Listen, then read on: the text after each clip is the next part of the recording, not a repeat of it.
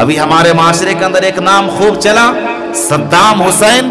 آپ نے کبھی غور کیا کہ صدام کا معنی کیا ہے یا اس کی تاریخی حیثیت کیا ہے؟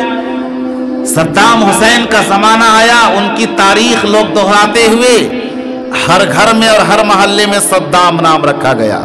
صدام کا کیا معنی ہے؟ جھگڑا کرنے والا، جھگڑالو بچہ، خوب لڑنے والا، خوب جھگڑا کرنے والا۔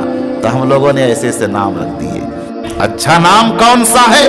آئیے آپ حدیث کے اوراق پلٹ کر دیکھیے، آپ کو پتا چلے گا، آقا کا فرمان نظر آئے گا۔ اچھا سے اچھا نام عبد الرحمن ہے، عبداللہ ہے، عبد الجبار ہے، عبد الرحیم ہے، عبد الکریم ہے۔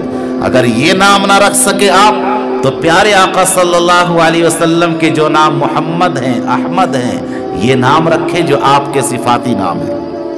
اگر یہ نام نہیں تو صحابہ کرام، تابعین، تبع تابعین، اولیاء امت کے نام رکھے۔